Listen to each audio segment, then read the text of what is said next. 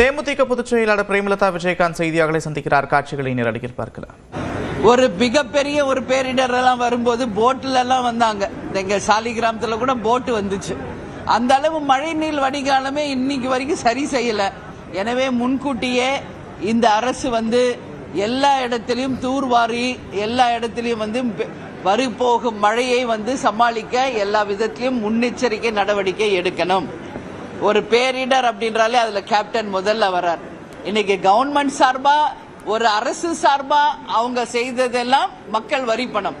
ஆனால் தான் சொந்தமா சம்பாதிச்சு கஷ்டப்பட்டு அதுல கேப்டன் அவர்கள் தமிழ்நாட்டுக்காக 1 கோடி ரூபாயும், ஒடிசா பூகம்பம் வரும்போது 1 கோடியும், ஆந்திரா, கேரளா மற்றும் பல்வேறு இடங்களில் நடந்த அந்த வெள்ளப்பெருக்குக்கு 1 கோடி ரூபாயும் கொடுத்ததெல்லாம் வரலாறு.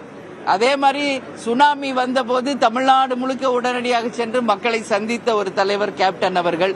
அது மட்டும் கிடையாது, ஒரு இலவச மருத்துவமனையை 1989 தொடங்கி கலைஞர் ஐயா அவர்களுடைய பொற்கடங்களால் அது ஓபன் பண்ணப்பட்டு பொதுமக்களுக்கு இலவசமாக ஒரு மருத்துவமனையை நம்ம வாழும் சாலிகிராமத்திலே கேப்டன் திறந்தார் அப்படின்றதும் இன்னைக்கு உலக வரலாறு. இதுவரைக்கும் இதெல்லாம் யாரும் செய்யல.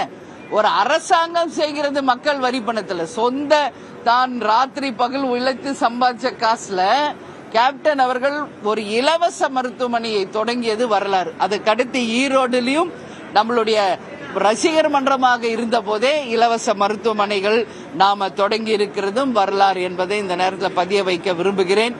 தமிழ்நாடு முழுக்க நிறைய இடத்துல பட்டா வழங்கப்படவில்லை. எனவே அதை துறை சார்ந்த அமைச்சருக்கு கவனத்துக்கு கொண்டு போயிருக்கிறோம். உடனடியாக எங்கெல்லாம் பட்டா வழங்கவில்லையோ அந்த இடங்களில் எல்லாமே பட்டா வழங்க வேண்டும். இன்னைக்கு கவர்மெண்ட் ஹாஸ்பிட்டல்ல பார்த்தா விருதாச்சலத்துல தலைவர் ஜெயிச்சப்போ போனா பெட் கிடையாது, எல்லாம் தரையில படுத்திருந்தாங்க. அப்போ உடனடியாக அந்த அரசு மருத்துவமனைக்கு கட்டில், மெத்தை, டிவி, உபகரணங்கள், மருந்து, மாத்திரை எல்லாம் சொந்த செலவுல வாங்கி கொடுத்தார். அது மட்டும் இல்ல, தமிழ்நாடு முழுக்க பல்வேறு ஹாஸ்பிட்டல்ஸுக்கு கேப்டன் பிறந்த நாள் அன்னைக்கு வறுமை ஒழிப்பு தினத்துக்கு நிறைய ஹாஸ்பிட்டல்ஸ்க்கு கட்டில், மெத்தை, டிவி வாங்கி கொடுத்ததும் ஒரு வரலாறு. இதெல்லாம் ஒரு தனி நபராக கேப்டனை தவிர இது வரைக்கும் யாரும் செய்ததா ஒரு வரலாறு கிடையாது. இன்னைக்கு ஆட்சியில வரலாம், அரசாங்கத்துல இருக்கலாம், அமைச்சரா முதலமைச்சரா அமர்ந்து மக்கள் வரி பணத்துல செய்யறது எல்லாரும் செய்யலாம். ஆனா தான் கஷ்டப்பட்டு சம்பாரிச்ச காசுல மக்களுக்கு இந்த திட்டங்களை எல்லாம் கொண்டு வந்தவர் கேப்டன். எந்த ஒரு மானிய கோரிக்கை வந்தாலும் அதை பத்தி பேசலாம்னா அதுல ஃபர்ஸ்ட் கேப்டன் தான் வர்றாரு. ஏன்னா தனி நபராகவே அவரே சொந்தமா எவ்வளவு மக்களுக்கு பண்ணியிருக்காரு. சோ இது எல்லாமே இன்னைக்கு பேசப்பட வேண்டிய ஒரு விஷயங்கள். இன்னைக்கு வாய்ப்பு கிடைக்காதனால இதை எல்லாமே நாங்க என்னுடைய தொகுதி சார்பாக என்னுடைய தொகுதியில் மருத்துவத்திற்கு நிறைய விஷயங்கள் செய்ய வேண்டியிருக்கு.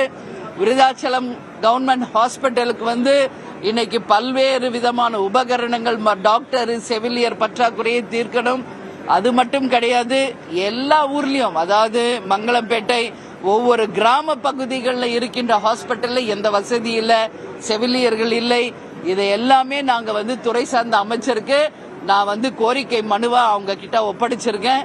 அதே போல என் தொகுதி முழுக்க கிடைக்க வேண்டிய பட்டா மற்றும் வருவாய்த்துறை மூலம் வர வேண்டியதையும் நாங்கள் துறை சார்ந்த அமைச்சர்கிட்ட கொடுத்திருக்கோம். எதுங்க? ஆமாங்க, 100 நாள் கடந்திருக்குது, அவ்வளவுதான். வேற என்ன பாக்கணும்? ஒண்ணும் இல்லையே. மாற்றம் நாங்க அதே தான் நடந்துகிட்டு இருக்கு. எந்த மாற்றமும் எனக்கு தெரியல. ஏன்னா கஞ்சா இன்னைக்கு நம்ம பாக்குறோம், கஞ்சாவால பாதிக்கப்பட்டதுனால மாணவர்கள் ஒருத்தருக்கு ஒருத்தர் அடிச்சுட்டு இறந்து போயிட்டாங்க. ஒன்னு அமுதன், ஒன்னு தனுஷ். இதுவே ஒரு உதாரணம் போதும். இதுக்கு மேல சொல்றதுக்கு என்ன இருக்கு? மாற்றம் என்று சொல்லி வந்தாங்க, என்ன மாற்றம்? அதே மாதிரி பாலியல் வன்கொடுமை இன்னைக்கு தமிழ்நாடு முழுக்க கிருஷ்ணகிரி, திண்டுக்கல் போன்ற பல்வேறு இடங்களில் நான் ரொம்ப லாங் பேக்